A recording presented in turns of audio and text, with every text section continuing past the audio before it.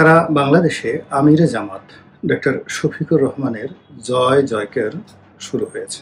এই ভদ্রলোকের দিকে তাকালে মনে হচ্ছে যে তিনি আগের চেয়ে আরো বেশি শক্তিশালী হয়েছেন।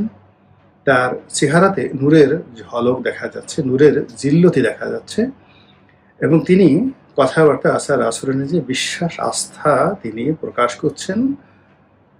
অবস্থা দৃষ্টি মনে হচ্ছে যে তিনি অনেকটা সুপ্রিম লিডার বা গ্র্যান্ড লিডারের পর্যায়ে চলে গেছেন। জামাতের আমির এখন যে ডক্টর মোহাম্মদ ইউনূসের কার্যালয় থেকে তার সঙ্গে দেখা করে এসেছেন, ডক্টর মোহাম্মদ ইউনূস গেছেন, বেগম জিয়া খোঁজ নিয়েছেন, সব মিলিয়ে এই বাংলাদেশে যে ইমেজটা চলে এসছে, হয় ইমেজটা আজ থেকে 2-3 দিন আগে কল্পনা করা যেত না।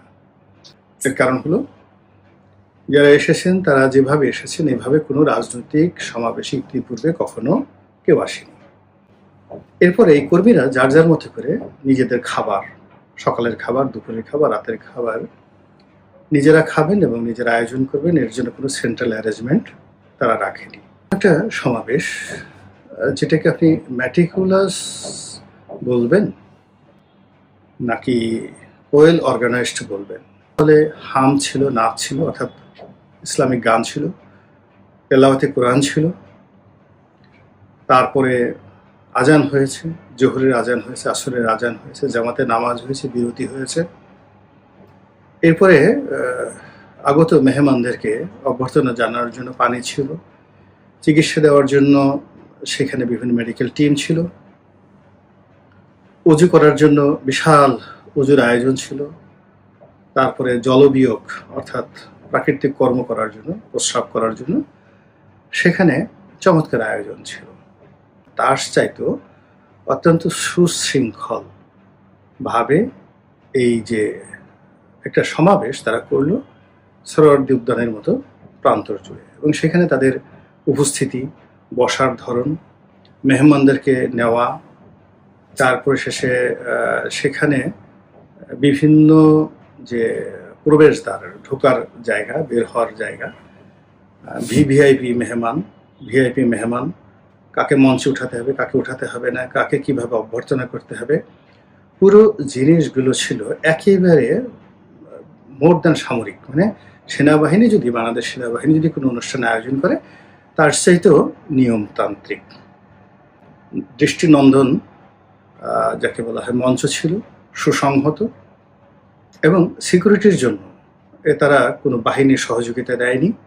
পুরো সিকিউরিটি ম্যানেজমেন্টে তারা নিজেদের যে স্বেচ্ছাসেবক বাহিনী আছে তাদের মাধ্যমে সেখানকার নিরাপত্তা শৃঙ্খলা তারা বিধান করেছে। মঞ্চে বসা, বক্তব্য দেওয়া, অনুষ্ঠান উপস্থাপনা করা, এরপরে মেহমান সিলেকশন, যারা বক্তব্য দিবেন, এবং যারা বক্তব্য দিবেন তাদের জন্য নির্ধারিত সময় একটি জায়গায় তো একটা ডট পড়েনি, একটা কমা পড়েনি।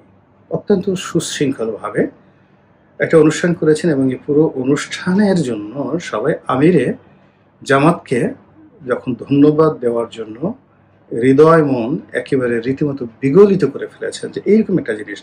মানে এখানে পুরো অনুষ্ঠানটাকে একটা আনন্দ ভূমে পরিণত করেছিলেন এই আয়োজকরা, এবং আয়োজকের মধ্যমণি হিসেবে জামাতে আমির সকলের কৃতজ্ঞতা, ভালোবাসা, শ্রদ্ধার একেবারে যাকে বলা হয় শীর্ষবিন্দুতে ছিলেন। এবং যখন তিনি সেই আবেগটিকে নিয়ে মঞ্চে দাঁড়ালেন বক্তব্য দেওয়ার জন্য, তখন যে ঘটনা ঘটল, এখানে 3টে ঘটনা, তিনি একেবারে বলতে গেলে জ্ঞান হারিয়ে পড়ে গেলেন। খুবই নির্মম একটা দৃশ্য। যারা ওখানে উপস্থিত ছিলেন তাদের মধ্যে কান্নার রোল পড়ে গেল।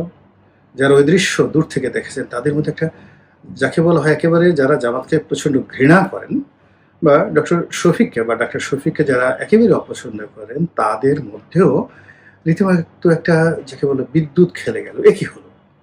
এটা তো হওয়ার কথা না। একটা জলজন্ত মানুষ এভাবে পড়ে গেল। তিনি সাহায্য নিয়ে, সহযোগিতা নিয়ে আবার দাঁড়ালেন, এবং তিনি আবার পড়ে গেলেন। আবার তিনি করলেন কি, অসহায়ের মতো সেই বসে পড়লেন, সামনে পা ছড়িয়ে দিয়ে, এবং বক্তৃতার যে মাইকদের সেটা তিনি ছাড়লেন না। বিরতি নিয়েছেন। নেতাকর্মীদের কান্নাকাটি, আবেগ, কি হলো সব কিছু সামাল দিয়ে তিনি পুরো অনুষ্ঠান শেষ করেছেন। 3 বার বিরতি নিয়ে তার বক্তব্য শেষ করে তিনি রাজধানীর একটি হাসপাতালে ভর্তি হয়েছেন এবং সেখানে দলমত নির্বিশেষে সবাই তাকে ভালোবেসে শ্রদ্ধা জানাতে গেছে, সহানুভূতি জানাতে গেছে। বিএনপির শীর্ষ নেতা তো আছেই, তার সাথে সাথে অন্যান্যরাও সেখানে গেছেন। এরপর তিনি এখন, আমি যখন আজকে এই ভিডিওটি করছি, তিনি এখন 20 তারিখে তার যে বাসভবন সেখানে আছেন, পরিপূর্ণ সুস্থ আছেন এবং সবাই তার সঙ্গে শুভেচ্ছা বিনিময় করার জন্য তার বাসায় যাচ্ছে। সেই ছবিগুলো আমরা সামাজিক মাধ্যমে দেখতে পাচ্ছি।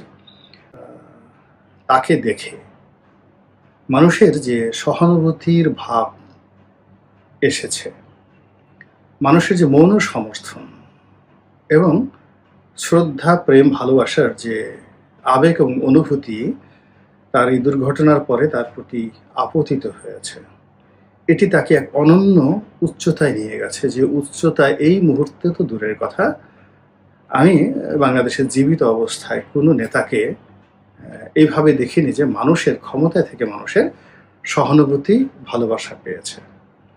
2 নম্বর হলো যে এই ভালোবাসাটা তার শরীরে নিদারুণভাবে একটা রসায়ন তৈরি করেছে। এরকম একটা অসুস্থতার পরে সাধারণত মানুষ ভেঙে পড়ে, 4-5 দিন হাসপাতালে থাকে এবং তাকে খুবই বিষণ্ণ মনে হয়। কিন্তু এখন তার বিভিন্ন রকম শুভকর্ম, তার বন্ধুত্ব, তার সঙ্গে কারকেই সম্পর্ক, এমনকি তিনি যাদেরকে এই অনুষ্ঠানের আগে টেলিফোন করেছেন, তার অনুষ্ঠানে দাওয়াত দিয়েছেন, এই বিষয়গুলো যতই সামনে আসছে ততই তার মান, মর্যাদা, ইজ্জত বেড়ে যাচ্ছে। এবং তিনি যে দৃঢ়তা দেখিয়েছেন ওই মঞ্চে, যোগ্যতার কথা বাদ দেন, এই অনুষ্ঠান আয়োজন করা থেকে শুরু করে এর সাথে হয়তো জামাতের 20,000 লোক জড়িত ছিল এই অনুষ্ঠানটাকে সফল করার জন্য নেতৃত্বের পর্যায়ে।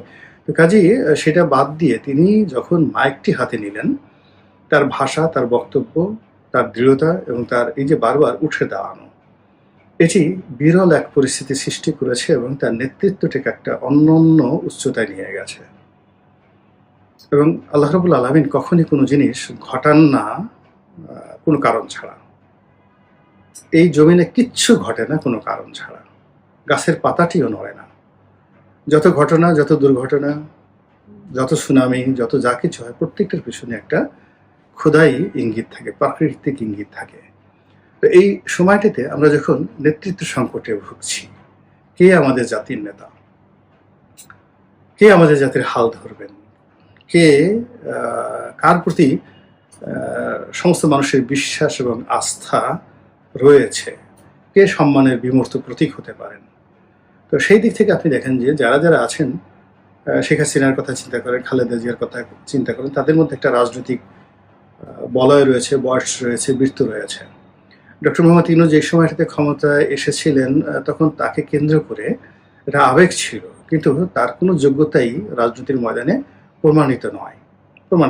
যেটা জামাতের আমির এই 10 লক্ষ লোকের একটা সমাবেশ করে তিনি যে তার দক্ষতা, অভিজ্ঞতা, যোগ্যতা দেখালেন, যেটা বঙ্গবন্ধু দেখিয়েছিলেন, এটা ডক্টর মোহাম্মদ ইউনূস 10 লক্ষ লোককে সমাবেশ করে বাংলাদেশে একত্রে এনে এরকম একটা অনুষ্ঠান তিনি এই মুহূর্তে করতে পারবেন কি পারবেন না।